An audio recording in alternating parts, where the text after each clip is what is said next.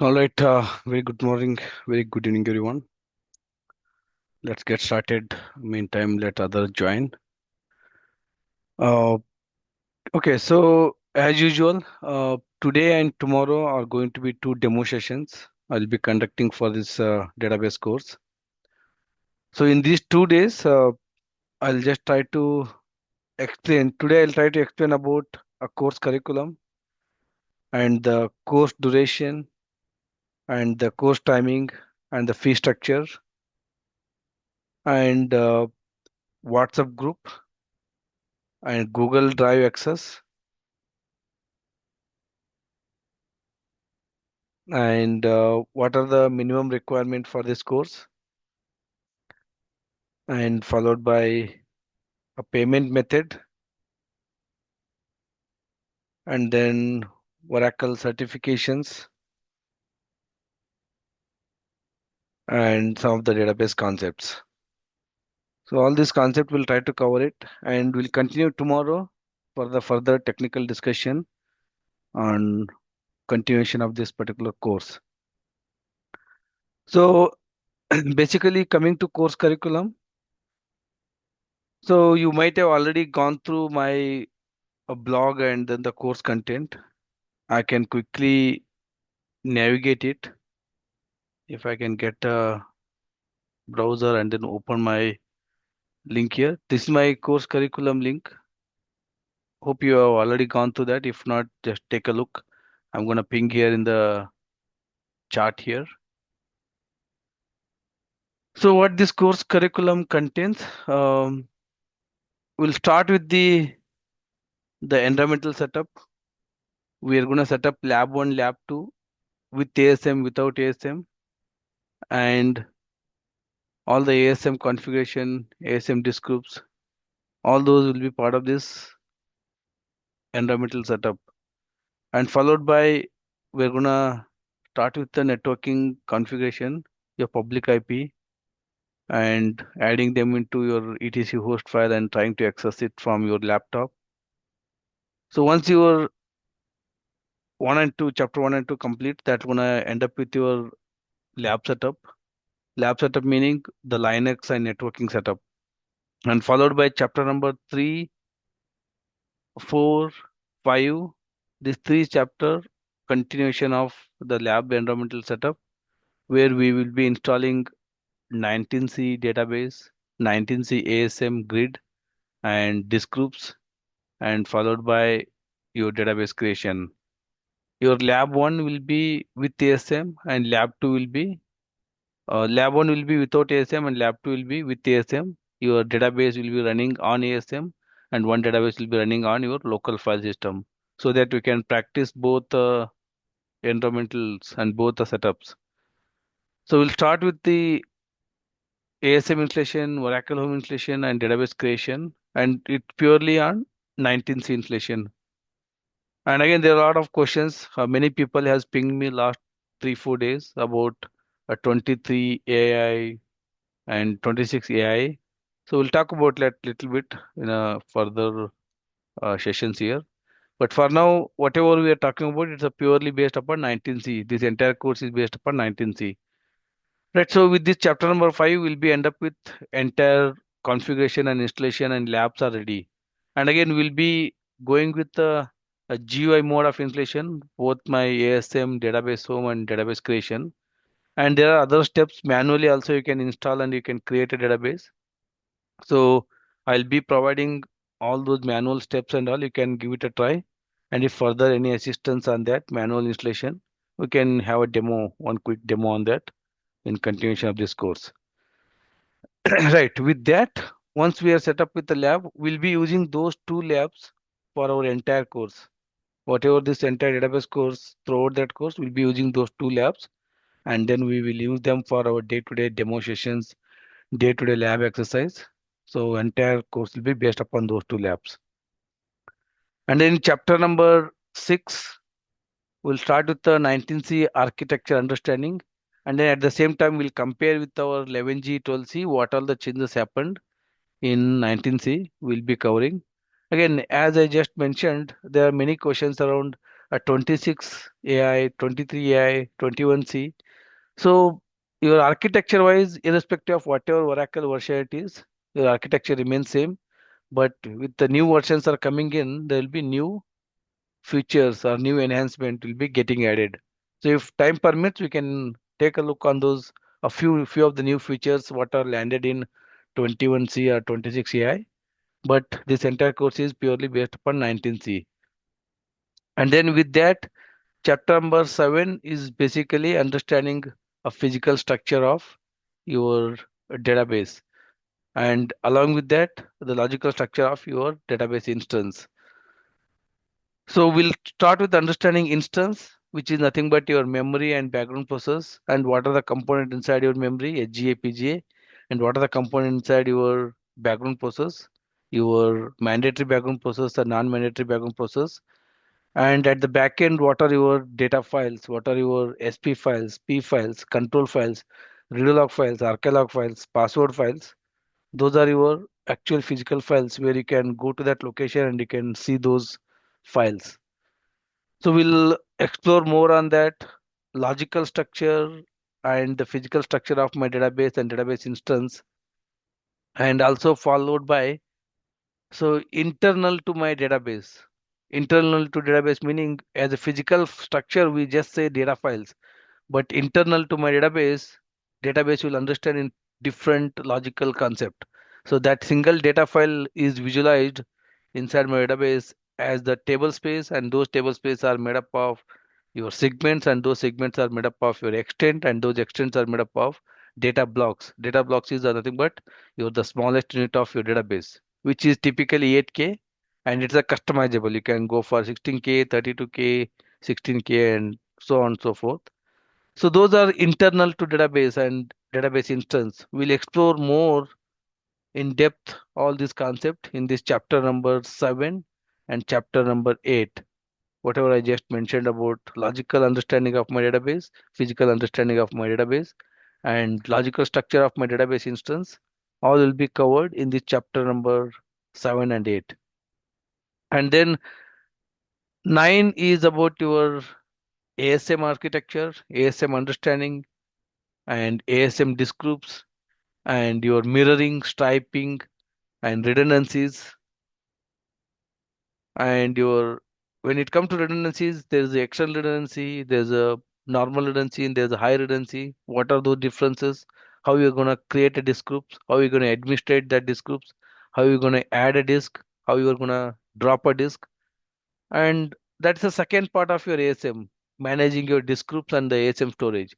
And the first part of the ASM is the understanding of ASM instance, ASM architecture, how your database will interact with your ASM, and then how you can maintain your ASM P file, SP file, password file.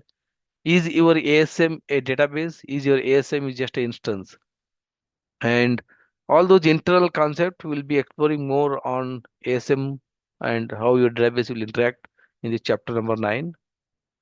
And followed by chapter number 10 is about multi-tenant architecture. So this multi-tenant architecture is the must and mandatory things going forward. Only in this 19C version, you will get a chance to create your database as a normal database and multi-tenant database. In 19C version only, Oracle has given this dual option. This multi-tenant architecture which came in 12C, 12.1, and then Oracle has given option in 12.1, 12.2, and in 18C and in 19C. In this 4 version, Oracle has given these two options. While creation of database, you can create a database as a normal database or as a multi-tenant database. Prior to 12.1, in 11G and 10G and in 9i, all these are normal database architecture. In 12.1, where multi-tenant architecture was got introduced, in this 4 version, Oracle has given two options, normal database versus multi-tenant database. As a customer, while installation of your database, you can choose what option you want it, normal database or multi-tenant database. So we'll be exploring multi-tenant architecture, how it looks, What are the differences? We'll be installing a couple of more databases on top of this 19C Oracle Home on multi-tenant architecture, and we'll explore more on that. CDBs, PDBs, pluggable databases, container databases, how you can clone your CDBs, how you can clone your PDBs, and how your user can create it inside CDB, inside PDB, common user, common role, local role, and then how you can visualize your PDBs. All those will be explored in this chapter number 10. And then after this 19C, if you go further, 21C or 23C or 23C AI or 26 AI, any of these version, if you go, if you try to install any of these database version, 21C, 23C, 23 AI, 26 AI, it's only multi-tenant database architecture, no more normal database architecture. Oracle has strictly followed or confirmed going forward, our future is on multi-tenant architecture. Our database will be only supported is multi-tenant architecture. So as a DBA, understanding of multi-tenant architecture and having a hands-on on this multi-tenant architecture is must. And if you don't know multi-tenant architecture, there's no future at all. Because as you see in 20C or 21C onwards, it's all about multi-tenant architecture. We'll explore more on this multi-tenant architecture, and we'll talk more on that PDBs and CDBs and cloning and your backup, restore recoveries and so many things on that. Right. Followed by, we'll start with the networking in Oracle. Networking in Oracle meaning how the end user communication works and how your listeners and TNS will come into picture and how to troubleshoot when the users are complaining about unable to connect to your database and your listeners are in healthy state, ready state, blocked state, unknown state, and how you can configure your listener. To configure your listener, you can use a net configure, net manager, netca, and even manually you can edit that SQL net.ora file, listener.ora file, TNS name.ora file. Those all are your networking configuration files. Some of them are server side, some of them are client side. You can install your client software on Windows or Linux. From that client software, you can connect to your database. To connect your database, you can use a JDBC, ODBC, or you can use multiple options. So all those configurations will be discussed in this chapter number 11 and followed by chapter number 12 is about your user account management, user roles, privileges, permissions, and profiles, and the limitations, quotas. And there will be a lot of questions in the interview. How can I get what all the privileges are assigned for a user A? How you can get it?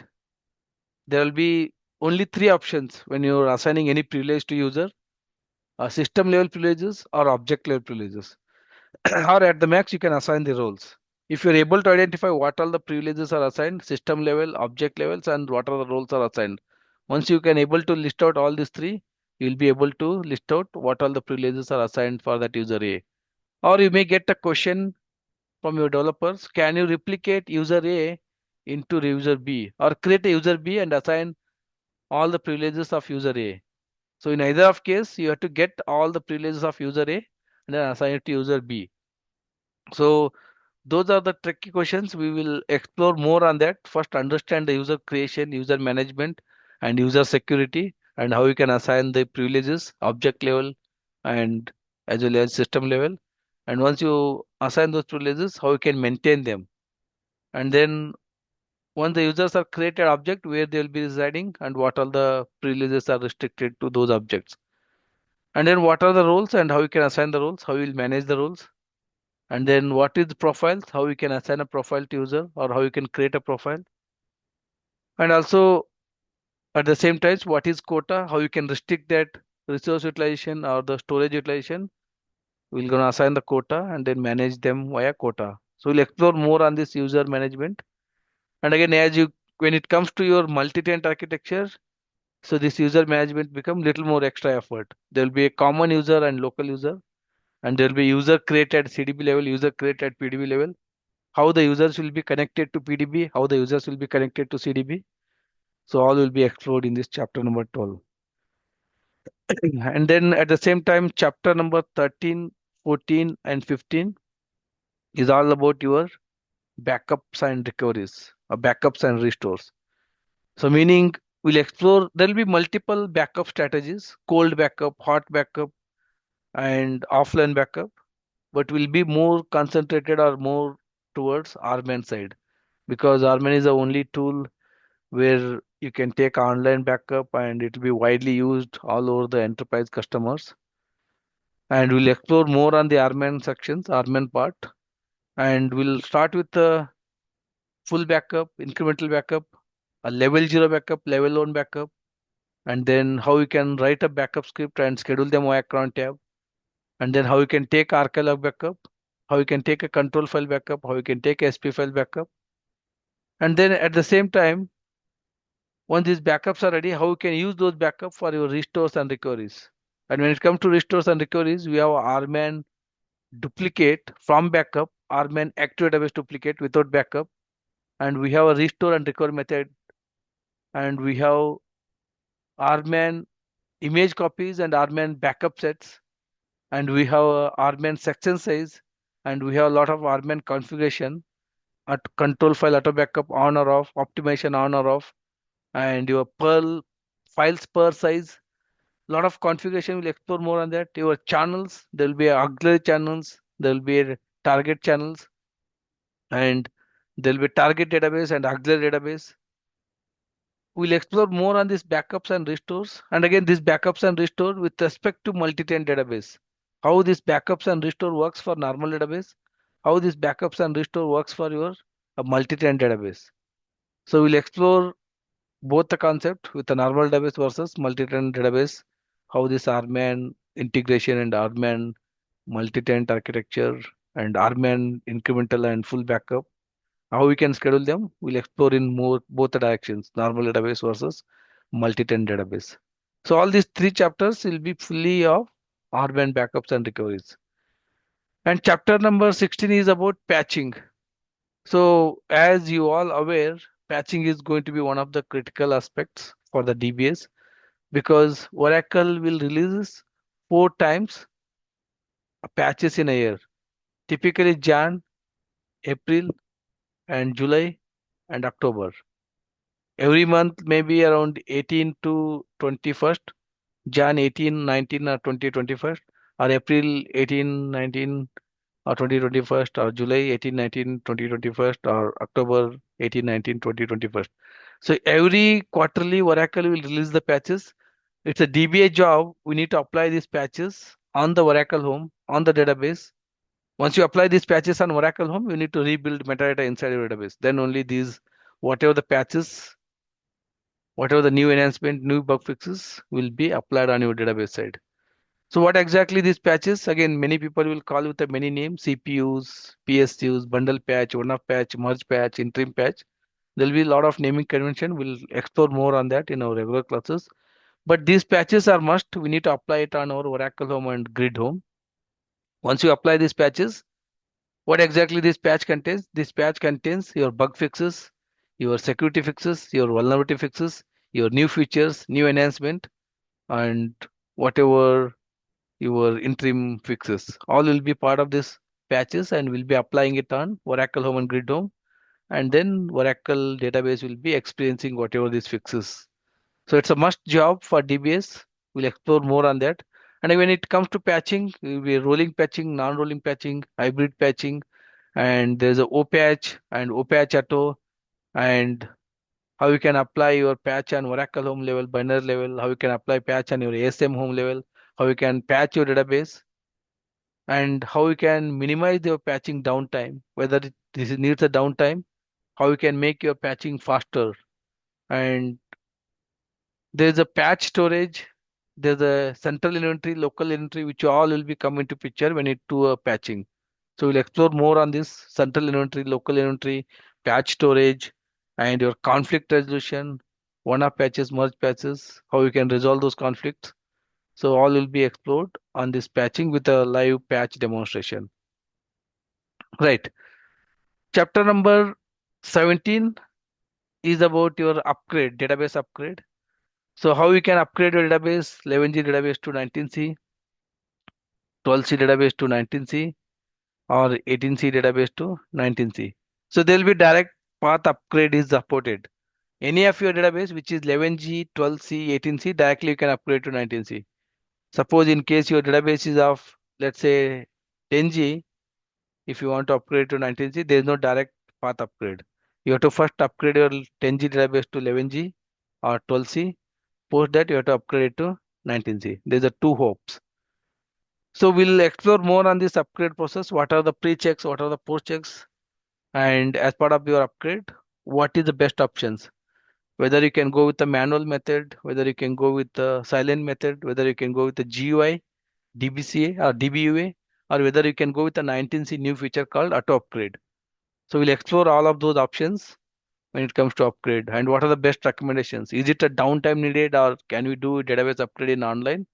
What are the best practices? What are the pre-checks? What are the post-checks? And is it needs new Oracle home? And how much time will going to take? Like one of the common interview questions, my database which is of 1 TB, which is going to take for let's say 1 hour for my database upgrade. If my database is of 20 TB, how much time it going to take for your upgrade? So one of those are kind of a tricky questions. And my upgrade got hung. My upgrade is taking a lot of time. My upgrade is progressing very slow. What are the things to check? What are the consideration we have to take care before upgrade? So all those are we'll explore more in this upgrade process. Followed by chapter number 18 is your data guard. Very important topic, data guard, because without data guard, no enterprise customer can run their production database. Data guard stands for your one of the disaster recovery scenario, disaster recovery option. You are going to run your production database in one data center and your standby data guard is in another data center to protect in any of the disaster scenarios like flood, earthquake, or fire. Anything happens on your production database, you quickly bring your standby database or DR database up and your business is continue to run. So in this data guard, we have different types of data guard. So the moment I say types, it may be your physical standby, logical standby, snapshot standby, three types of standby databases. And there's a one more type that's a specialized type. We call it as a ADG, active data guard, which is read only with apply. Again, that's a separate license. We need to buy a separate license from Oracle for this ADG. We'll explore more on that, what exactly ADG and then how you can configure on top of this three, whatever the types of standby. Again, one of the entry questions, what are the type of database or standby databases? There are three types you have to say, physical standby, logical standby, and snapshot standby. On top of that, there will be a one special standby database called ADG, Active Data Guard. But what they're expecting in the interview, it will be three types of standby databases. And then these standby databases will be protected with the different modes. And what are the protection modes in standby databases? It will be maximum performance, maximum protection, and maximum availability. And what are these three types and how you can manage and maintain them, how you can configure them? We'll explore all of them in this data guard setup. We'll do a end-to-end setup for my primary, how you can set up your standby, and then how you can maintain them. So when it comes to maintenance, there'll be a lot of interview questions. My FRA is full, my database is hung. How you can do?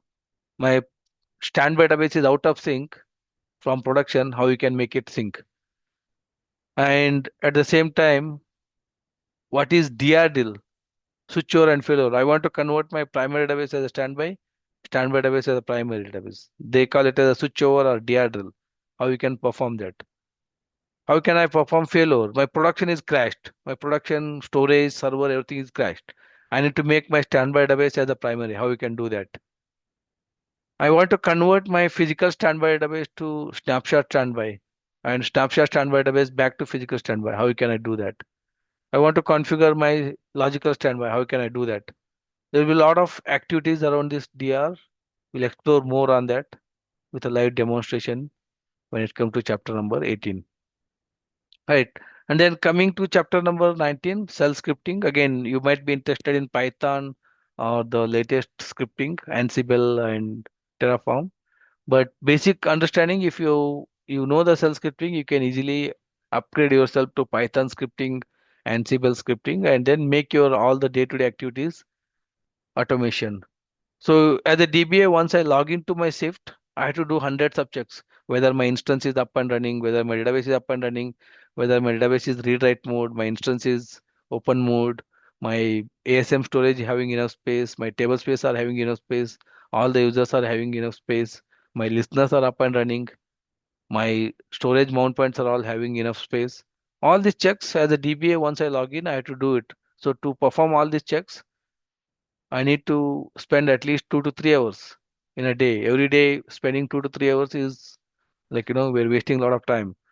So in order to do that, you can write your own shell scripts or Python script or Ansible script and then run those scripts on a regular interval so that you don't need to spend 2 3 hours of time. Just within 5 10 minutes, you're able to analyze and assess your database health state. So we'll explore more on that, writing basic shell scripting, scheduling them via cron job, and then how we can monitor your database using automations. We'll explore more on that in this chapter number 19. Chapter number 20 is about export and import.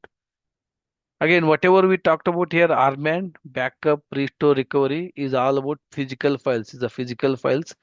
We're going to backup SP file, control file, archive file, data files, and we'll restore them. But when it comes to logical objects, like your users is a logical object, your tables are logical object. To export them from one database to another database, import them into another database, we have to depend upon this export and import dumps utility. So earlier it will be EXP and IMP dump, EXP and IMP utility. Now it will become export DP and IMP DP, data pump, with a lot of enhancements. So you can export your tables, schemas, table space, and entire database. And what are the best practices, best recommendations, and then how you can improve your export and import performance. We'll talk about that here. And at the same time, in this chapter, we'll be covering some other concept called your SQL loader, how you can load the data from the external source. And there'll be something called external tables, how you can read the data from the external source. So we'll be exploring along with this XPDP and IMPDP here. And then followed by chapter number 21 is about, we'll talk about some of the new features in 12C and 19C. Again, as I just mentioned beginning of this session, many pings I got to cover something about 21C and 23 AI and 26 AI. So I'll try to accommodate few of the new features and try to cover it in this course if the time permits. Maybe at the end of the course, maybe I'll take few because it is not that easy to cover all the new features. Along with this 12C and 19C, I'll try to add up some more 26 AI new features, and then I'll try to cover it over here. We'll be just going over what are the features landed and whether it will be useful for DBA day-to-day activities. So I'll explore more on this in the chapter number 21. Chapter number 22, 23, and 24, 25. It's all about your performance tuning. Here we'll talk about AWR report, ADDM report, ASH report, how to generate them, how to read them, and your query is taking more time, how to understand that. First, we will try to look at database server side, whether my server is performing good or not by running the top command, vmstat command, iostat command, and your SAR report and your memory. Analyze your database server, whether your server is healthy or not. Once your server is healthy, jump onto your database head, how your database is performing, how your query is executing. Is your query is executing bad or whether query is executing is a good execution plan? How to generate that execution plan, how to read that execution plan, and understand that execution plan, whether it's a good execution plan or bad execution plan. If it's a bad execution plan, then how you can make that query performance better. There'll be several options. You do a gather stats on the table level, user level, schema level, and gather stats on the index level. And you can rebuild your index online, offline. You can do table move, table shrink, and you can finally do something called SQL profiling.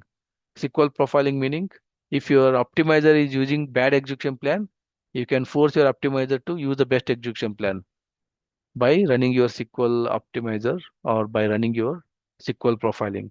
So all these chapter number 22, 23, 24, 25 This fourth chapter will purely talk about your performance tuning on the queries or on the database side or on the database server side. Right.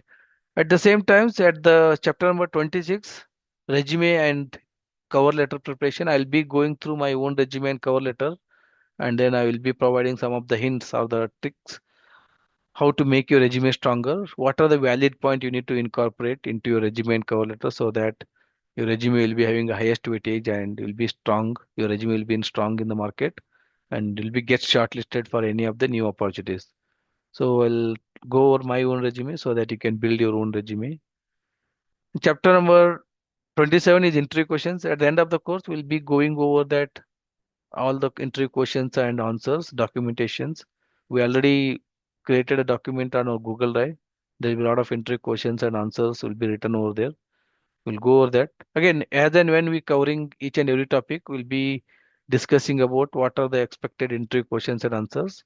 But at the end of the course, we'll be reviewing them so that it will be one single place for you to refer and get prepared for your interview. And finally, at the end of this course will be a mock interview. Again, it's not a mandatory, it is subjected to your interest. You can go and then register for this mock interview. I'll be connecting with you one to one and I'll be spending 45 minutes to 50 minutes so that I'll be taking a real time interview and I'll be asking you questions and you will be answering it around 45 to 50 minutes. That's gonna help you to understand how much you prepared and which all areas you are lacking so that you can be prepared yourself before attending for any of the client interview. So again, it's not a mandatory thing, it is subjected to your interest. You have to register it so that I'll connect with you one to one. Right.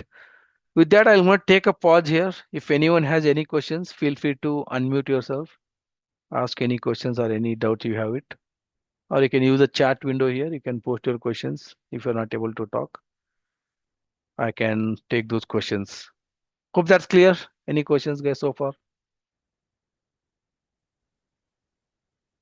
So, Mallikarjun, so how many days will be the I'll course? cover that one. Yes. Next point will be covering that course durations, timings. All right. Any questions on the course curriculum? Again, as I mentioned, there will be a lot of questions, a lot of pings. I'm getting it from last 3 4 days.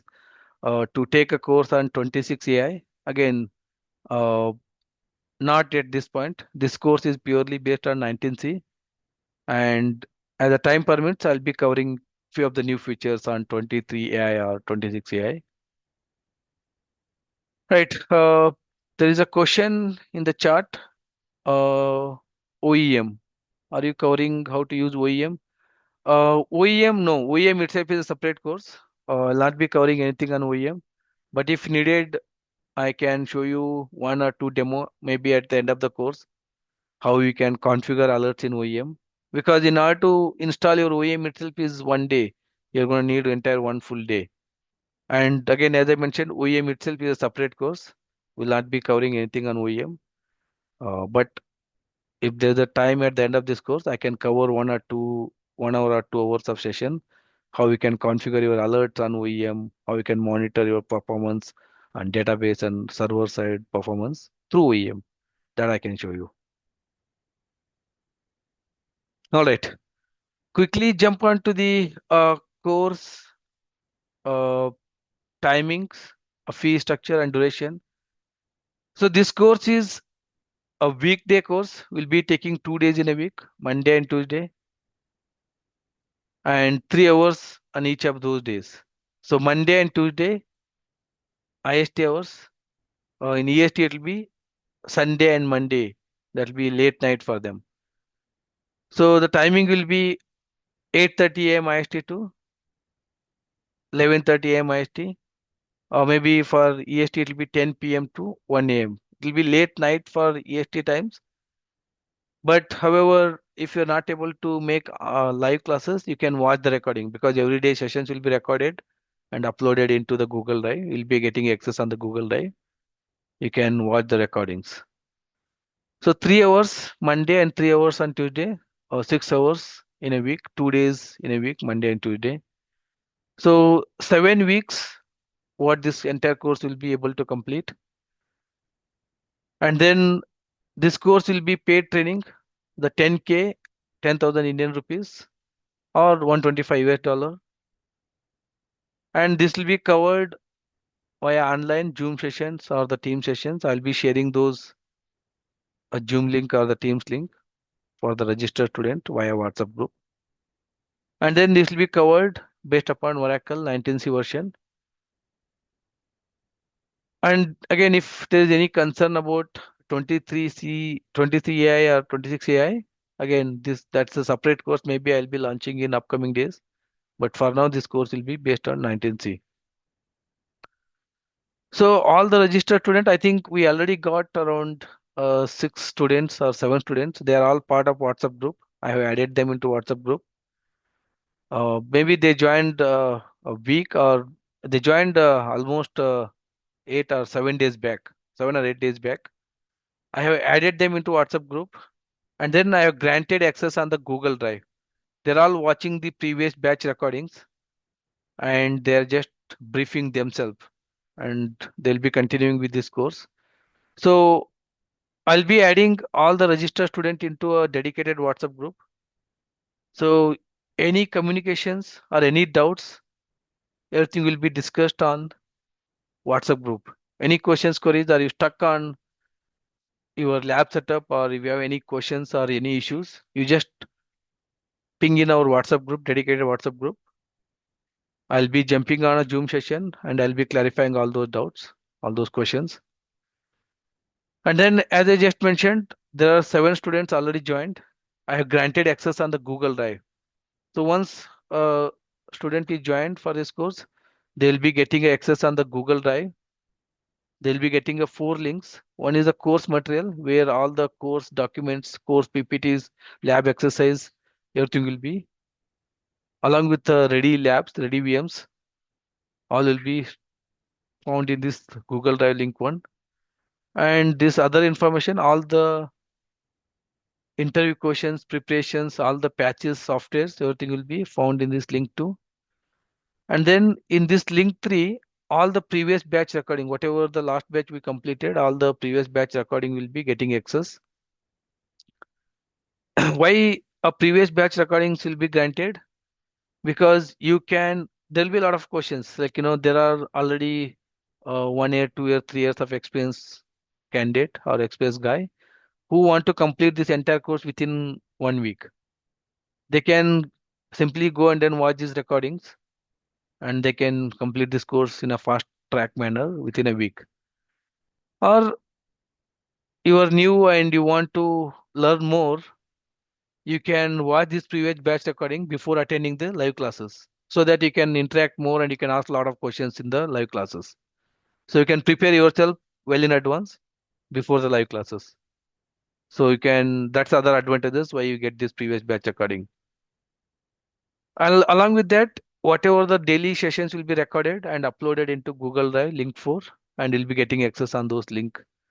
So you can watch that whenever you are not able to attend the live classes, you can go and then watch those recordings. And if you have any questions, again, use our WhatsApp group for any doubts or clarification. That's where I mentioned for EST timing for the guys from Eastern time zone will be too late for them, 10 p.m. to 1 a.m. If you're not able to attend these live classes, don't worry, you will be getting access on this previous batch recording as well as current batch recording. You can go and then watch those recordings on your convenient time. And whenever you have any questions or queries, you can use WhatsApp group so that I can connect with you and then I can clarify if you have any questions or doubts. Right, that's about the quick update on course curriculum, course timing, fee structures and durations, and Google Drive access. And then all the communications happen through WhatsApp group. All right. Any questions here? I hope that's clear or any doubts or you can feel free to ask here. Right. Quickly, a payment mode, you can feel free to ping me on my WhatsApp number or my cell number. I'll guide you through a payment method. I'm going to ping this a payment link. Basically, payment link is not a link. you can ping me one to one personally. I'm gonna guide you through how you can proceed with the payment. There will be a lot of options. You can make through GPay, phone pay, or you can go through international transfer, wire. There are a lot of options. I can guide you through one to one, but you can always feel free to ping me on my WhatsApp number, or you can call me on cell number. There are two numbers. I'll be available, and I can assist you further on that payment processing. All right. And one important thing, if at all you want to continue or pursue this course, or you want to register it, and what is the minimum requirement? Who all can attend this course? Without knowing that, joining this course kind of not gonna benefit. First, let's understand what are the requirement you should have it. First question is who all can attend this course? This course can be attended to, or this course can be applicable to anyone. Why?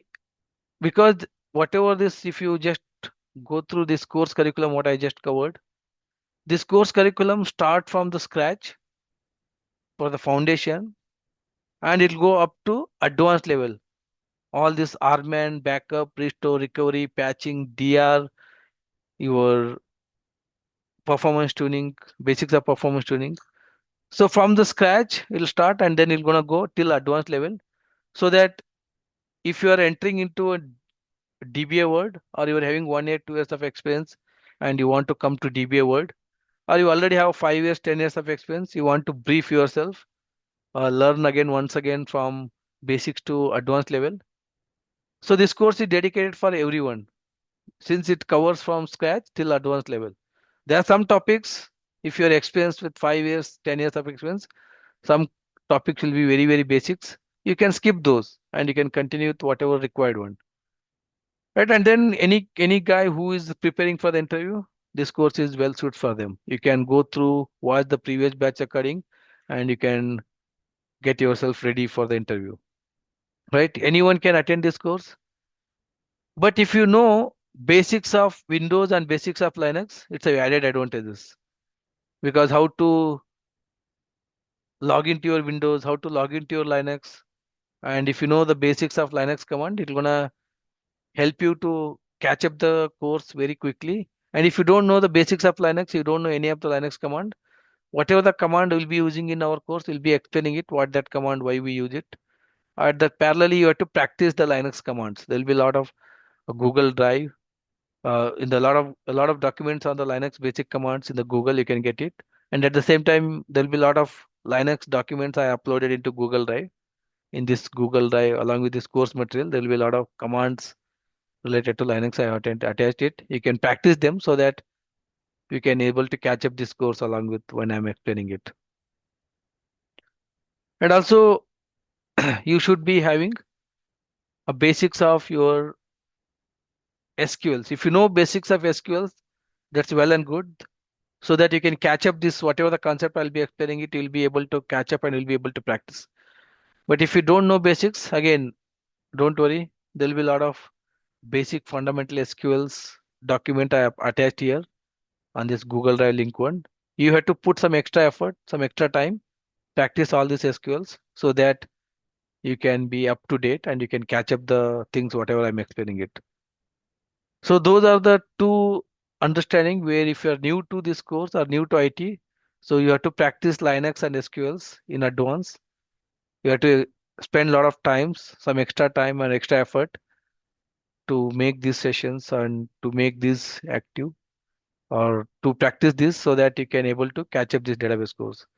On top of that, if you have any questions, queries or doubts, I'm happy to take 1 or 2 extra sessions on basics of Linux and SQLs as a weekend. Maybe who are interested, they can join and then we can spend some time or 1 or 2 sessions to cover all the fundamentals of Linux commands and SQL commands.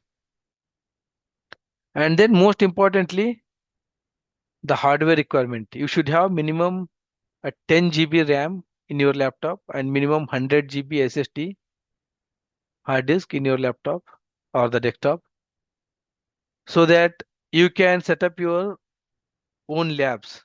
If you don't have this minimum hardware requirement, then you will not be able to set up that lab 1 and lab 2. and then you'll not be able to do a practice or hands-on exercise. So this is must. Again, there will be a lot of pings I got in last 2 days or last 1 week. I don't have a laptop. Can I still join this course? If you don't have a laptop or desktop, if you join this course, you'll not be able to do hands-on exercise because the labs will be set up on your own laptop or desktop using a virtual box. So without labs, whatever I'm teaching, you may be able to understand, but without you do hands-on, you may be forgetting this concept very quickly. So you have to do a hands-on exercise. For that, you should have minimum 10 GB RAM and 100 GB SSD hard disk so that you can set up a lab and then you can do a practice lab exercise. All right. So that's about a minimum requirement. And again, we just talked about the payment mode. So I'm gonna take a pause here for a minute. If anyone has any questions so far on the course curriculum or the course structure or the fees or timing or duration or the Google Drive access, if you want, I can quickly navigate it, how exactly that Google Drive link looks like. I'm just gonna navigate to this a link one. That's a course material. If I want to show that course material for this database, so here is the course material. So this is the course material. Again, there will be a lot of documents here in this course material. I just mentioned this SQLs, basics of SQLs. You can go to this SQLs and you can practice it. If needed, I can take one extra sessions. And at the same time, you can go to Linux. There's a folder called Linux. Maybe that will be in documents.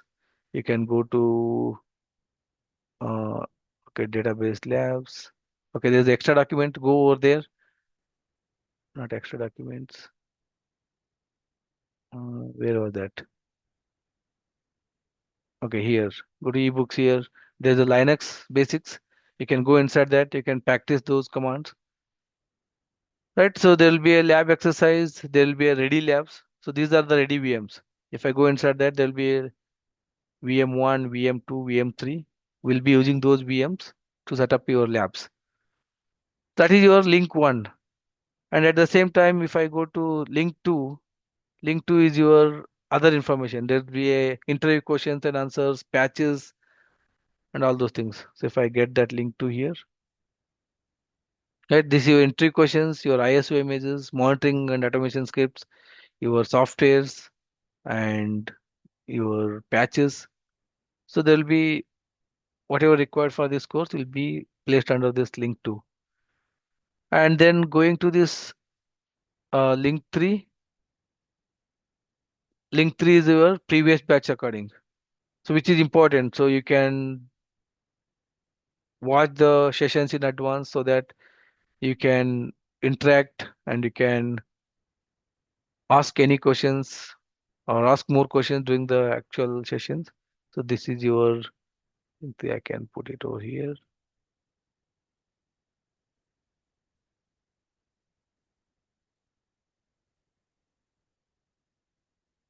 Right, if I put it back here, okay, this is my previous batch recording. If you see demo session 1, 2, and Google Drive access, day 3, day 4, day 5, day 6.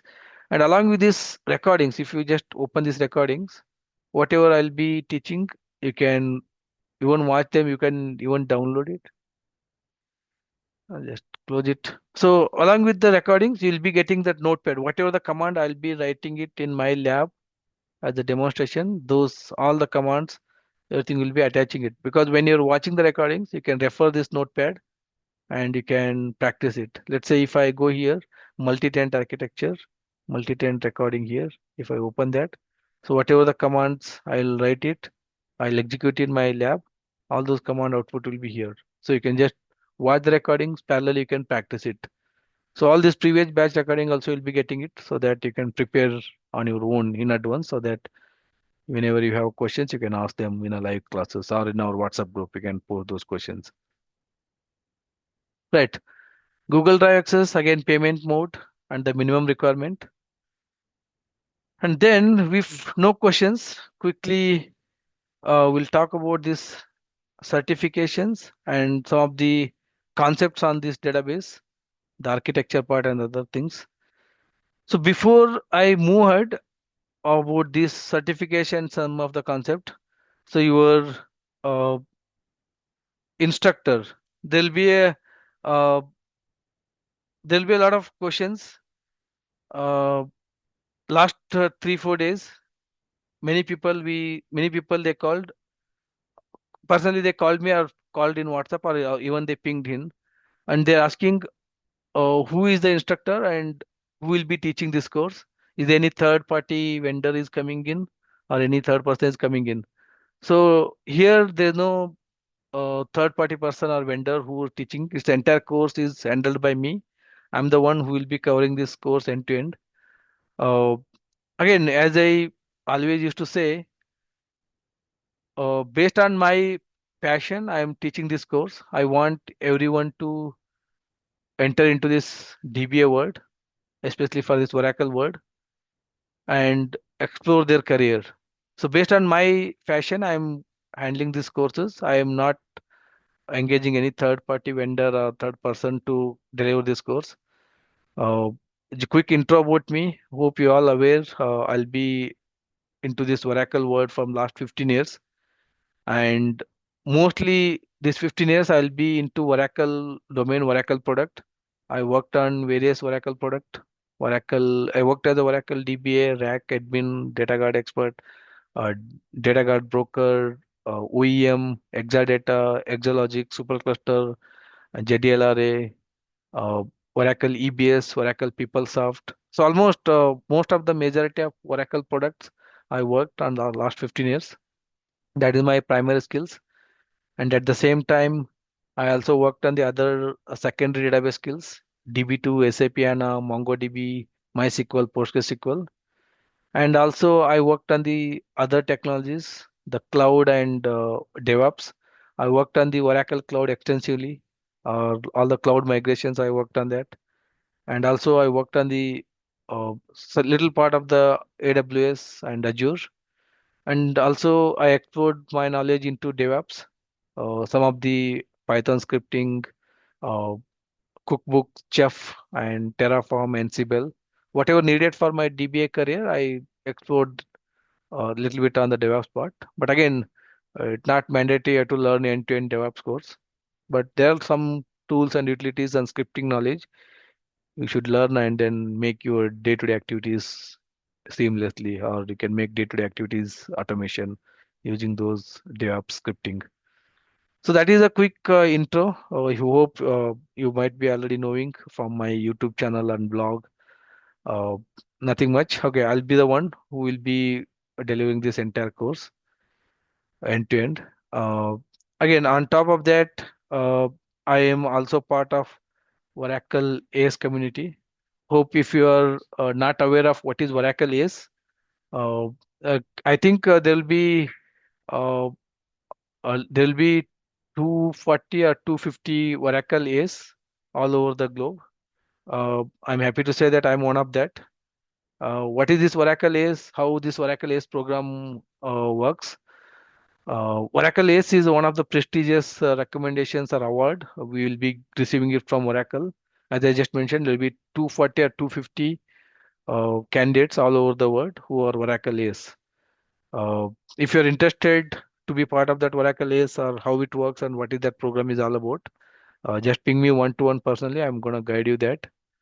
Uh, okay, that is one of the proud moment I can say. Getting into this Oracle ACE. It's been last 5 or 6 years. I'll be continuously uh, getting this Oracle ACE award, and it's a yearly renewable based upon your contribution or based upon your knowledge and your expert level. They will be providing this ACE award.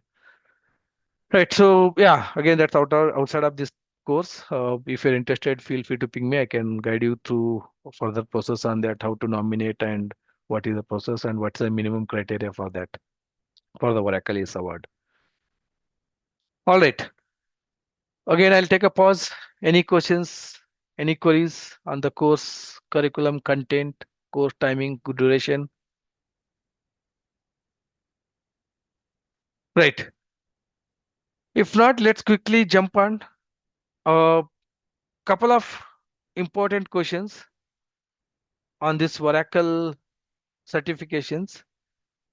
Very first question, let's think of uh, cloud, or think of AI. The cloud impact, AI impact. Because of the cloud, is there any risk in the DBA jobs? Because of the AI impact, is there any risk in the DBA job? You might have seen last around 9 years or 10 years back, the cloud was too much of booming, and cloud was everywhere, and there will be a lot of uncertainty in the market and in the DBA jobs. Like all the DBAs are, many of them are panic. Not only DBAs, all the sectors, all the domains, including developers, including support, networking, testing, everyone. Because of the cloud, is there any impact in our jobs? And now, if you see last I think 6 months, last 1 year, the cloud is completely, no talk about the cloud. It's not that boom how it was earlier, 9 years, 10 years back. So any new technology will come and span for minimum 6 years, 6 years or 10 years, and then they'll slowly go down.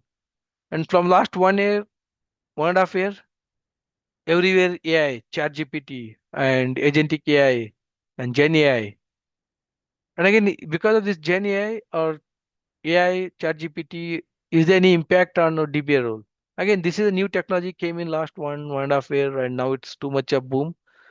Again, in next maybe think of another 8 years, 9 years, 10 years. Again, this also will may go off and it may come up. And just think of 15 years back or around 18 years back, there will be a lot of boom, a lot of talk about. You might have heard about Hadoop and big data. Last I think 15 years or 18 years are back. There will be a lot of talk about the Hadoop, big data, and all. Okay, nowadays too much of boom in Hadoop and big data. There will be a lot of openings, and again after 5 6 years, and that also technology gone. Now nobody is talking about that Hadoop and big data. After that, cloud came, and after that, now it's AI. It's all comes and goes. But as a support job, our jobs are remain constant. Our jobs are remain as it is. There is no impact at all on the DBA role or the DBA job. There's no impact in the sense there's no impact at all, meaning there will be certain jobs, the basic monitoring, basic administration, and fundamental support. Those all will be automated with the help of this cloud and AI or whatever the technology comes. But at the back end, DBA job is must. DBA should be there for always. Meaning, in order to do any performance troubleshooting, in order to do any backup, restore, recovery, in order to do any user management, in order to do user privileges, or in order to do your upgradation, migration, patching, everything DBA is must and DBA should be there. But having said that, whatever activity DBA used to do, like your installation, configuration, your setup, all will be automated with help of this cloud and AI.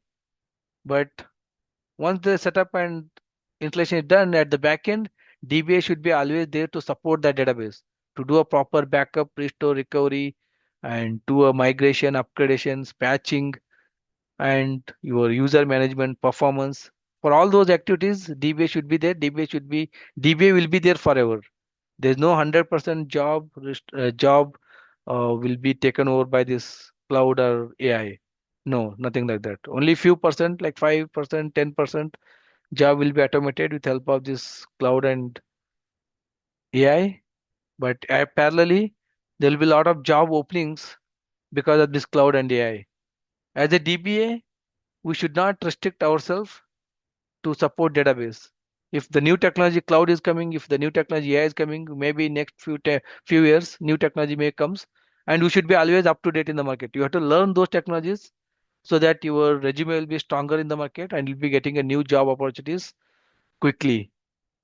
There will be new job opportunities because of this AI, the cloud administrator and your AI, agentic AI and agentic AI support. So you'll get those all the new job opportunities along with the DBA.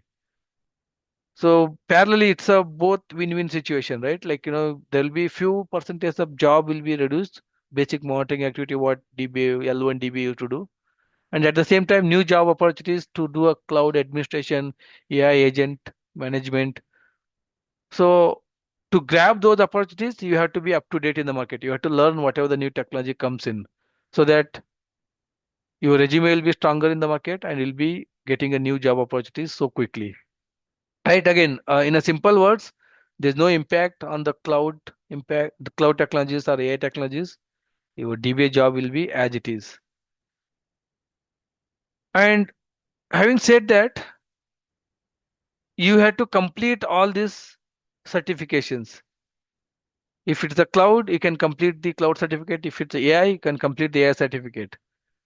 But fundamentally, if you're a DBA, there are two fundamental certificate you have to complete.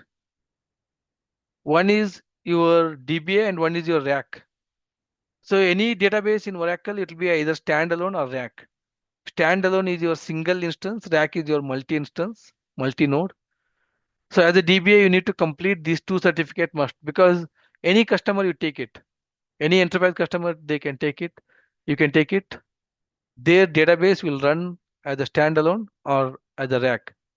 If you have the certificate of this standalone, you have a certificate of this rack, and your resume will be strong in the market and you'll be easily get shortlisted. If you are a junior DBA, let's say you are having 1 year, 2 year, 3 year, 4 years of experience, you'll be called as a junior DBA. And you should know how to manage, maintain, administrate your standalone database with ASM, without ASM. You should be able to manage this. For that, you need to complete your DBA certificate. A DBA certificate for the standalone database is nothing but your 19C OCP certificate. It based upon single instance, no rack, nothing here. It has the two exams, 1Z0082, 1Z0083, 19C admin 1, 19C admin 2. Again, approximately Indian rupees 20K each of these exam will cost. Once you're able to complete this certificate, and your resume will be having more weightage in the market. And again, once you complete this course, whatever we just talked about course curriculum, you should be able to crack this 19C OCP certificate. And then what if you have more than 4 years of experience, 5 years, 6 years, 8 years, 9 years, 10 years of experience? Then rack is must. You have to complete rack certificate. Then only your resume will be strong in the market. Right? So the rack course will be having this other course will be starting maybe in next 2 weeks. Any candidate with 5 years to 10 years or 12 years of experience is a senior DBA. He has to complete this rack certificate. If you don't complete this rack certificate, then there won't be any new job opportunities. You'll be getting a call. I used to get many people, many of my students used to call me. I never got an interview call. Why we never got an interview call? Because you have not completed any of this course. These are the fundamental course. Your Oracle database and Oracle rack. These are the fundamental course you have to complete. So you want to learn your OEM, you want to learn your Oracle Exadata, you want to learn your Oracle e-business suites, you want to learn supercluster, Solarize, or your Golden Gate. You want to learn any of these advanced technologies, your fundamentals should be strong, database and rack, because any end customer, any enterprise customer, their database will be either standalone or rack. So to do that, to work as a DBA and also learn this advanced technologies like OEM, Golden Gate, Exadata, Exalogic, Supercluster, EBS, OBI, you have to complete this standalone and rack course, and you have to complete those certifications. So DBA certificate, 19C OCP certificate, and there's a rack certificate. Once you complete those certificates, then you can enhance your skill sets into OEM, Golden Gate, Exadata, EBS, and other technologies. So if you don't have the certificates, and then whatever the interview or whatever the positions you're going to apply, you'll never get a call. Because one of the criteria when there's a single job openings in the market, there will be thousands of resumes will be applied. And out of those thousands of resumes, your resume has to be stand tall and then get selected. How it's gonna get selected? Based upon the certificate. If you do a certificate, the recruiter will look for a candidate who has done the certificate and they'll shortlist and they'll call for the interview. I applied for thousands of interviews, but I never got a call because certificates plays important role, critical role in shortlisting your resume.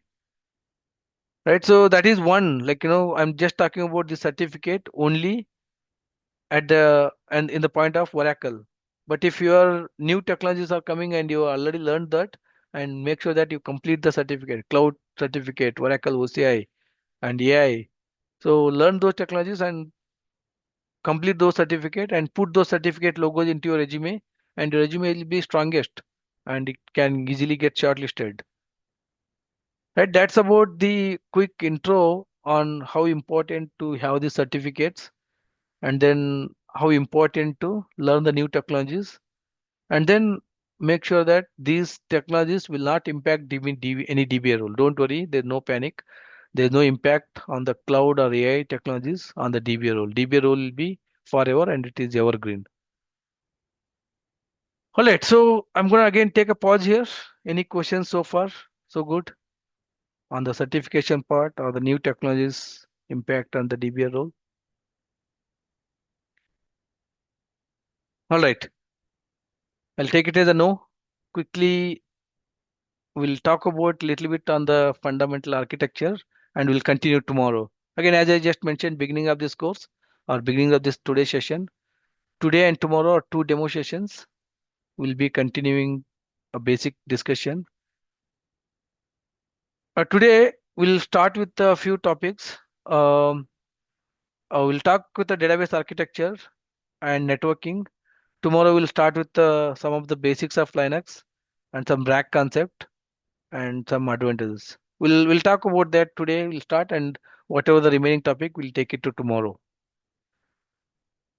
So, very first thing, let's say I just mentioned about here a junior DBA and the senior DBA.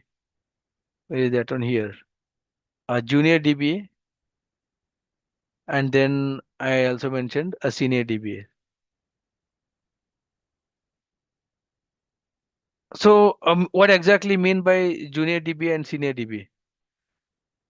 It's nothing but whether you are working on standalone or rack. Even with 1 years of experience, I've seen many people they started working on rack because they are so much energetic and they are so much fascinated about learning new technologies or new skills.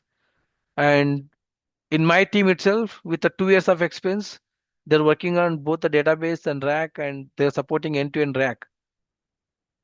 There's nothing called like junior DBA and senior DBA can make it. Whether you're working on the standalone database and rack database, that makes, because you are having 8 years of experience. I'm just working on standalone database, backup, recovery, monitoring, and you are restricting yourself. After 8 years or after 10 years, if you're looking for new jobs, and nobody will hire you because company will think you, okay, you are having 10 years of experience and you're doing just a database admin activities and you don't know rack, and why should I hire you? I can get a 1 year or 2 years of experience candidate who can do a same job what you're doing day-to-day activities supporting standalone database. So as and when we have more experience, we have to learn new technologies and we have to know acquire all the new skills. Then only our resume or our profile will be strong and get shortlisted for any new opportunities. So junior DBA and senior DBA is nothing but your DBA versus rack, whether you know your core fundamental database concepts and whether you know rack fundamental concepts. So if you are a DBA, you should know end to end about standalone database. If you're a senior DBA, you should know rack. And whatever I just mentioned, we have these two courses, a database course for the standalone databases, and we have this rack course. Rack course is for senior DBAs or anyone who completed this database course or They already aware of database architecture, they can go for this rack course. So in this standalone database, what is this DBA course is meant for? We'll be talking about two types of databases: standalone without ASM, standalone with ASM. I'll be creating a database called DevDB, which is running under OS file system. And this Oracle Lab 2, there will be a test DB. This database is running under ASM file system. We call it as a Oracle Restart Server. These two database will be covered in this database course. In this rack course, we have two databases here, rack database and rack one node database. This is completely a rack course. We'll be covering these two databases over there. Again, it's too early. What is this ASM? ASM is for ASM is meant for automatic storage management provided by Oracle, which is a combination of your ASM instance and ASM storage. We'll be covering this. As part of this DBA course, we'll be covering this ASM as well. So if you quickly take a look here, chapter number 9, ASM architecture and ASM administration. That's fully about ASM, how we can store the data and how ASM instance and ASM storage works. We'll cover over there. So this is our database course, what we'll be covering. There's a quick demo here.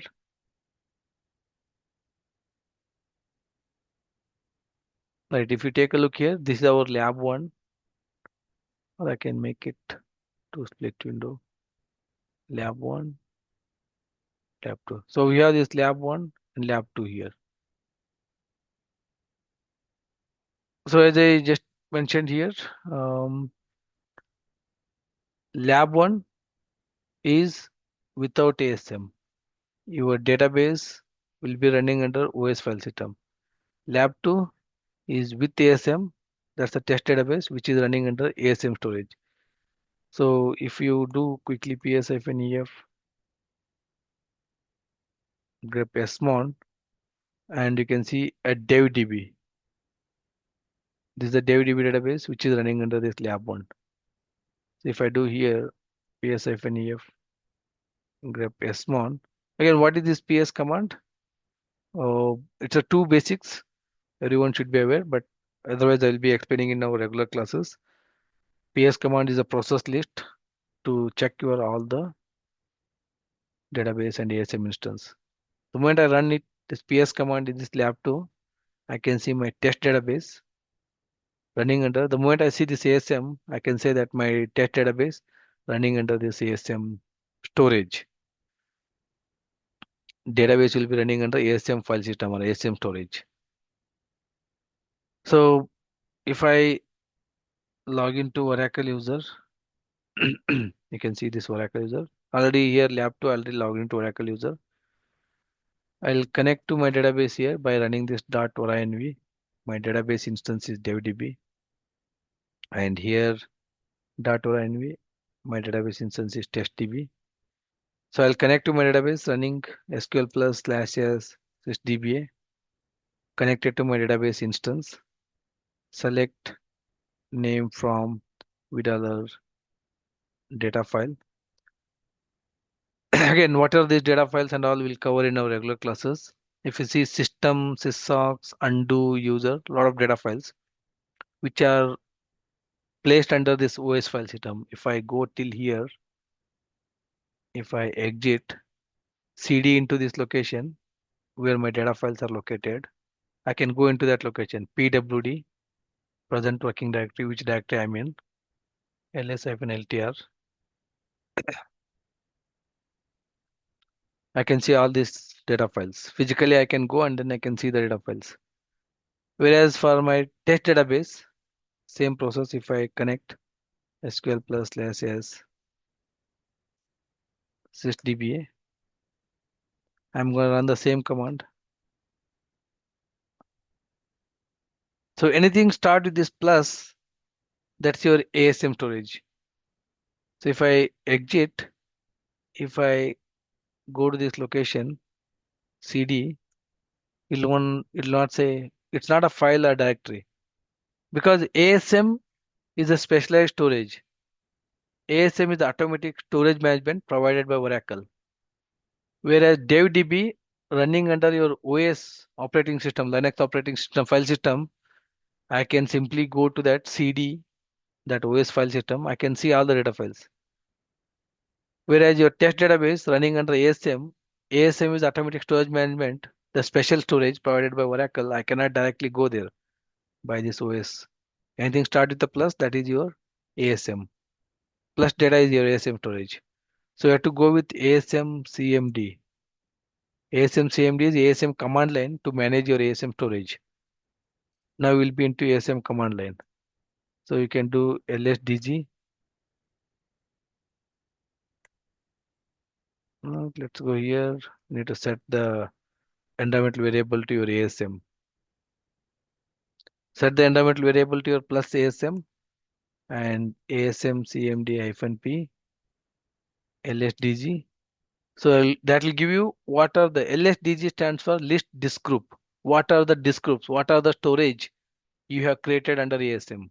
Under ASM, I created a data storage, OCR storage, record storage. So we call them as a disk group. Again, what are these disk group? We'll discuss in our regular classes. But if you now you go here, now you can CD into this location. Earlier, when I tried to CD into OS side, it will want to say no such a file directory. Now you're inside ASM storage.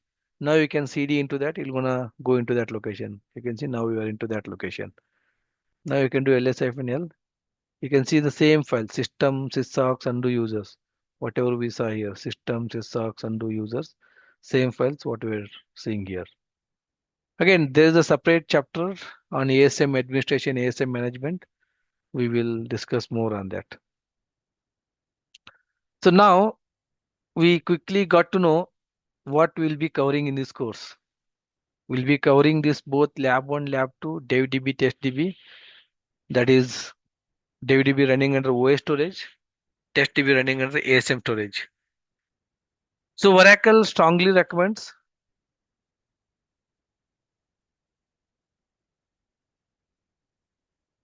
to run database on ASM. Why?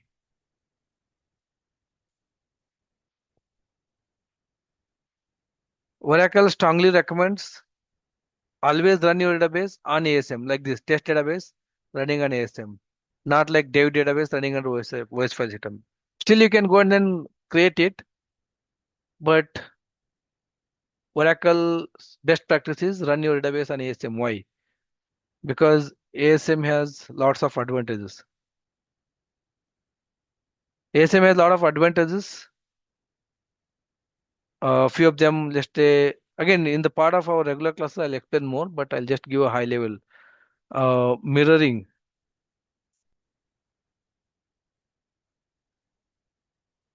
striping, mirroring, or you can say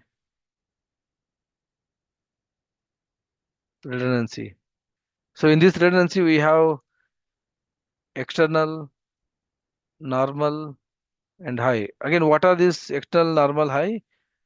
We'll talk about in our regular classes, but for now, quickly, um, I'm going to show one demo here.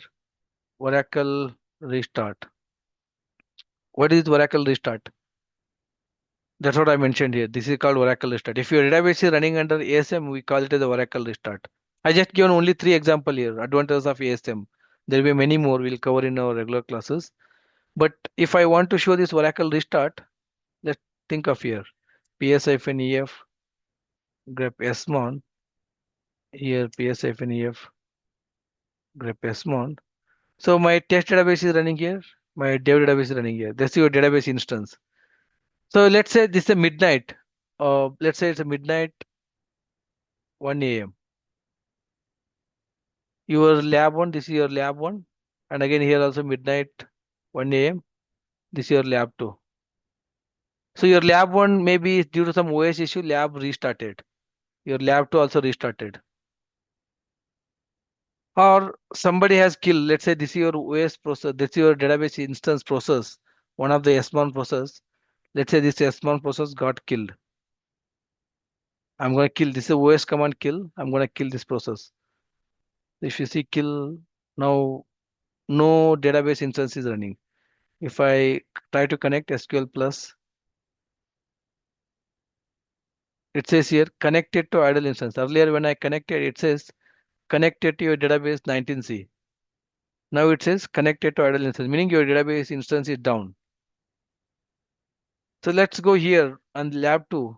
Again, test DB, one of the process, S1 process here. Kill -9, your test database. Only ASM is there here. Test database instance killed. Database is gone now. Even if I try to connect SQL plus, it says idle instance. And but wait for few seconds. Your test database is back online. If you try to connect now, .inv, test database, try to connect SQL plus SSDBA, you're still able to connect your database. Right? Even though I killed my database, got killed here, database instance got killed, it got restarted automatically. Who has started it? Your ASM instance has restarted your database instance because that got killed here. But whereas here, dev database, which is got killed and which is permanently down forever until you manually start it. I'm going to do startup now. Once I do startup, then only the dev database will get started. So that is other advantages, Oracle restart and mirroring, striping. So we'll talk more on that in our regular classes, but just wanted to give a quick, uh, you know, the impact of ASM. Why Oracle strongly recommend you to run your database on ASM. Right now you can see dev database is back online. Dev database instance is back online. Right, that's a quick difference between your lab 1, lab 2 or dev DB versus test DB or database on OS or database on ASM and what are the advantages. Now moving on here, we just understood uh, standalone database and then rack database. The standalone without ASM and then with ASM. In rack, we have rack database and rack one node database. These are the only four types of databases what you can see at Oracle World. If you're working as a junior DBA, senior DBA, or working on any client, any enterprise customer, small, big, mid scale, whatever technology, whatever client it is, they will be having any of these four type of databases.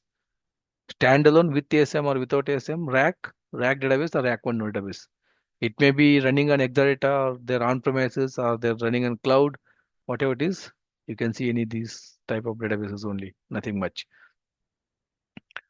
So if I quickly let's go back here, make it single window. Okay.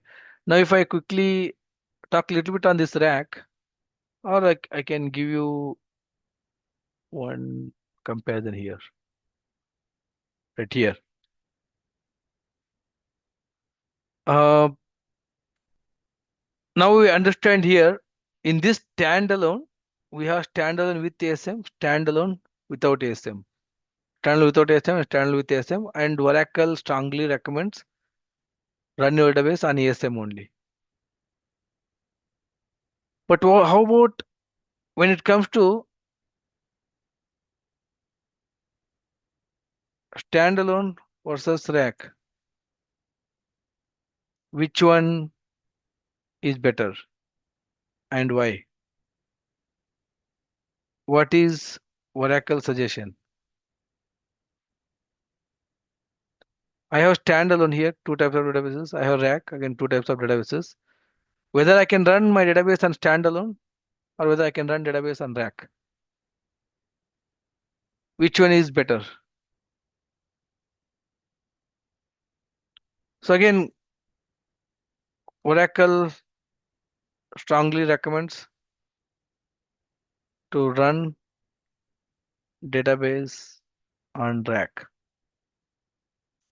Why? Again, question comes why?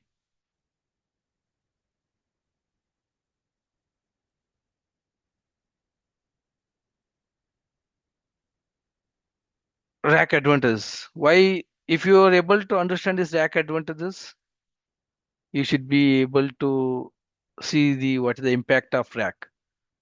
The very first thing is your high availability,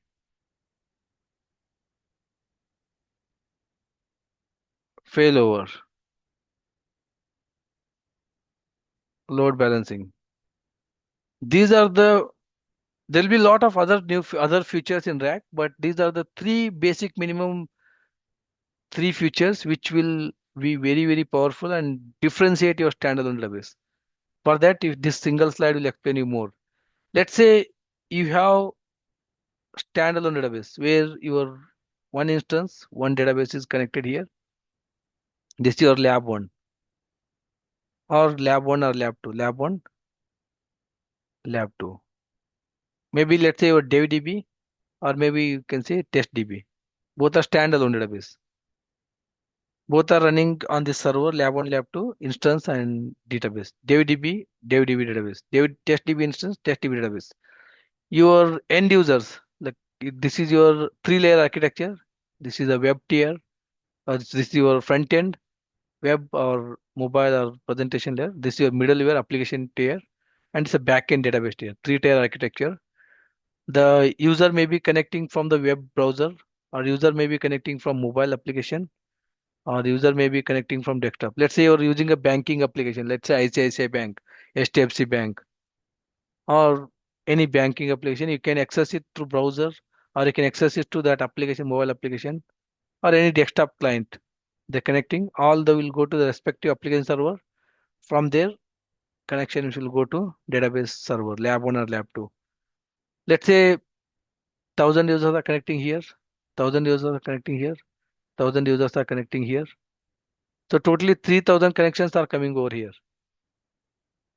When the 3,000 connections are come to here, your database server may crash. Too many connections. In case of rack, what happens? Your database may be dev database or test database, which is a rack. Rack is nothing but cluster. You will be having this is your server one, this is your server two, this is your server three. Three servers. Your DevDB instance one, DevDB instance two, DevDB instance three. TestDB instance 1, TestDB instance 2, TestDB instance 3. Three Linux servers, three instances are running, and underlining they will be located under shared storage. So if the 3,000 1,000 connections are coming here, 1,000 connections are coming here, 1,000 connections are coming here, all those will go to respective one of the node. Like 3,000 connections are coming here to database. Those 3,000 connections are distributed into three servers, 1,000 here and 1,000 here and 1,000 here. So your load, whatever the 3,000 load will be distributed, balanced across all the database servers. There is no crash here because one server will go only one server, 1,000 connections here. And the server can capable of handling 2,000 connections, but got only 1,000. So your high availability. And at the same time, the load is balanced here. Load is equally balanced. That's one of the rack feature. And in case of this server here, server crashed, all these clients will be disconnected. If any new another 1,000 connections are coming, where they will go? Your server itself is crashed. And here, if the new 1,000 connections are coming, 300 will go here, and 300 will go here, and another 400 will go here. Or let's say you are one of the server crashed. This whatever the 1,000 connections, 500 will go here, and 500 will go here, because we have another two servers to handle that incoming connections. Or in a simple definition, thousands are here, 1,000 connections are here, 1,000 connections are here. And in case this one server crashed, whatever these 1,000 connections automatically will fail over. Let's say 500 will go here and 500 will go here. Already 1,000 connections were exist here and 1,000 connections were exist here. It become 150, 150. The failover will happen. Whatever these 1,000 users who are connected, they can continue to perform their activity because their connections are automatically failed over here to other surviving nodes. So those are the rack features here. High availability meaning you have multiple servers. If one server goes down, you have other servers available for any new incoming connections. Failover. If any user connected to one server, if the server goes down, automatically those user connections will go to other existing servers. The load balancing. Any end user connections are coming, those will be equally distributed on all the nodes. Because of this, if you think of these are the three main powerful features of rack, any enterprise customer, enterprise database, production database, always they are willing to run on rack. If anything development or test other lower databases, they will run on standalone. So the quick demo here, I have this Oracle Lab 1 again. This is a ORCL1. Here we have ASM1. And if I go to second node here, I have this Oracle Lab 2, PS-EF, grep S1. We have this ORCL2, ASM2. Basically, it's a two node rack. You have your ASM1 and ASM2. You have your ORCL instance 1, ORCL instance 2 running. But underlying these databases are located here, ORCL. So any user connected to server 1, they can access to this ORCL1 and they can access the database. Any user connected to your server 2, they can access to this ORCL2 instance and they can access to the database, ORCL database. Database remains same underlying, which is under shared storage. But any user connected, they can connect either one or connect to either two, and from there they can access. So here, if I quickly check this database, ORCL1,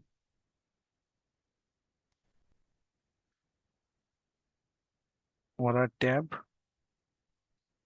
data env, ORCL1, my Oracle home. So I have something called SRVCTL. SRVCTL is your server control utility. Again, it will be needed for rack, status, database -d, ORCL.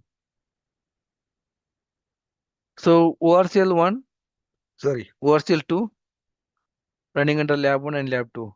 This is a React database, pure, which clearly says two instances running on two servers. If I do srctl config,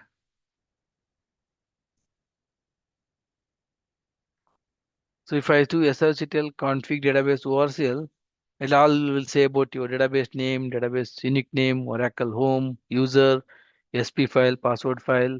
And if you go further down, what I'm interested in, database instance, ORCL1, ORCL2, configured on your lab 1, lab 2, two nodes, two servers. And what is interested here, this one. Type. What is the type of this database? Rack database.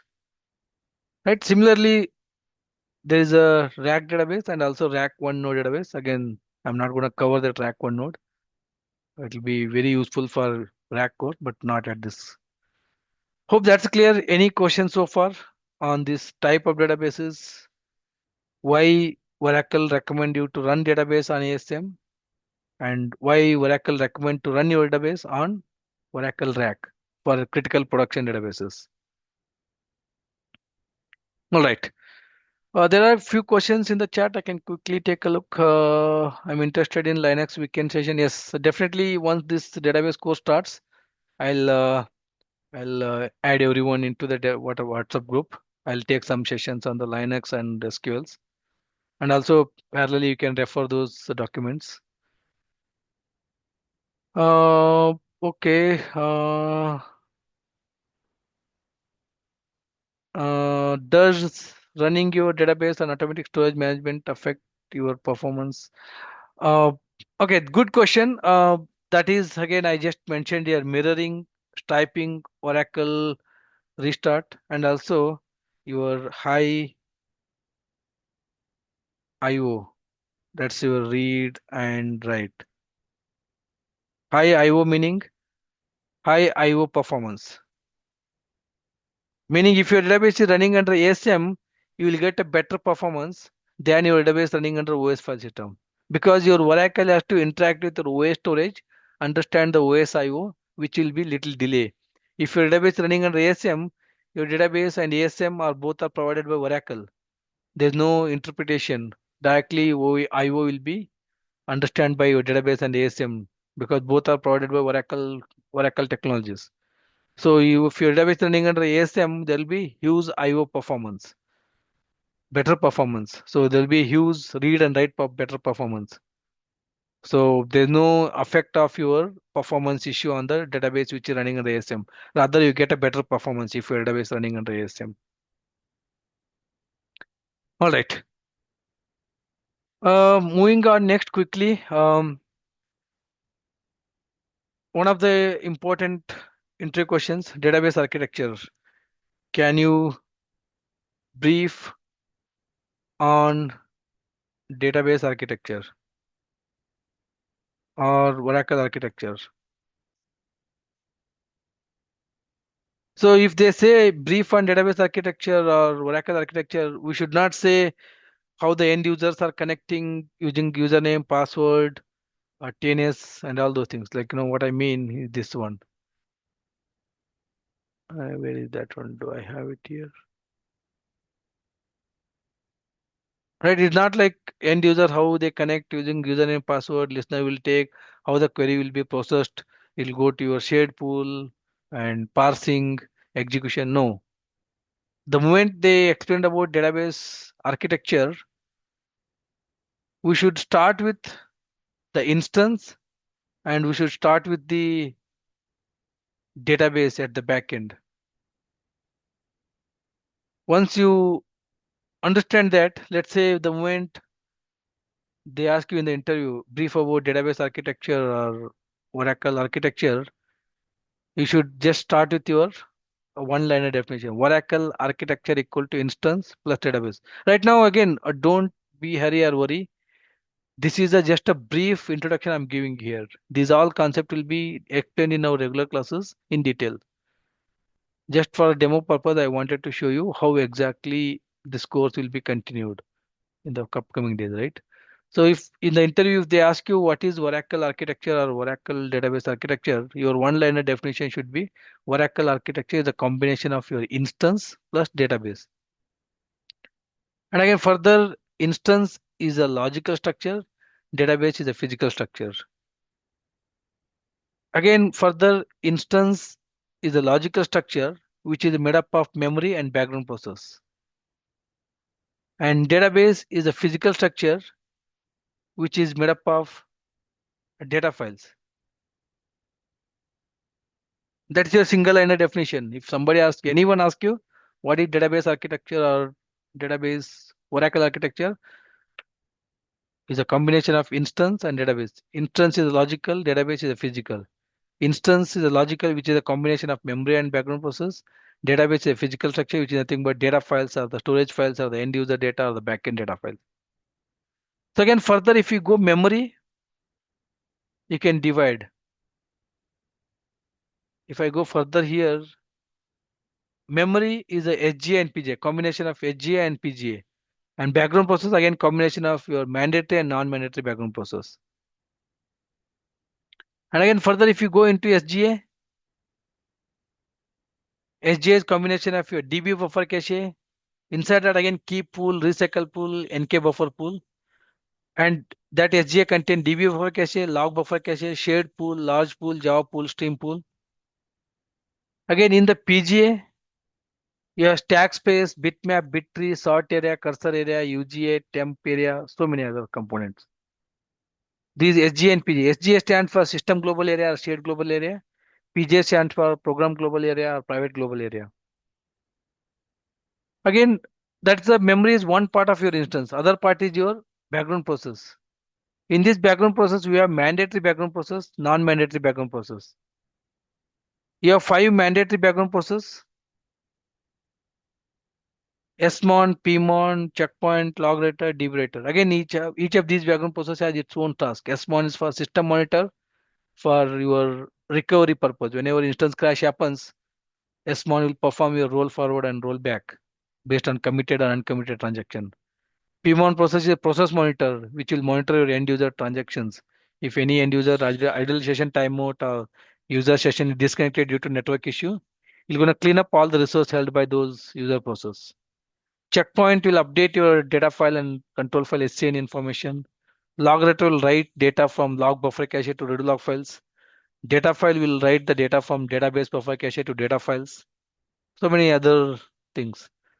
And that is for your mandatory background process. And coming to this non-mandatory background process, we have this archiver, MON, MNLL, recoverer, and so many other processes. And coming to your other section, physical section, database, your instance plus database is your database architecture or Oracle architecture. The database is your data files, physical files, which are nothing but your whatever we just talked, system, sysocs, user, undo, temp. All these are your backend database files. Right? And then if you further keep on talking, you have each of the system data file. What is that? Sysocs, what is that? User, temp, undo. What this non-mandatory background process will do. What are this mandatory background process will do. What is this memory component? Why we need them? What is the purpose of that? That all will be again further continuation of this database course. We'll explain in detail about each of these component. But that is a simple definition of if somebody asked you to explain about database architecture or how your Oracle architecture works. Make sense? I'll take a pause here. I'll wrap it up for today. Again, if I keep talking, it'll be too much. So we'll just talk about this database architecture. We just talked about this standalone versus rack and top of databases. Tomorrow, let's continue. We'll talk about a little bit on ASM, networking, Linux basics, and some of the rack further networking concepts. We'll take it in our tomorrow sessions. So far, so good. Any questions, guys, before we wrap it up for today? Hope that's all clear. All right. If no question, let's wrap it up. We'll continue tomorrow. This is continuation of today's session. We'll take it tomorrow, and further few more topics we can discuss in tomorrow's session. All right. Take care, guys. Thank you.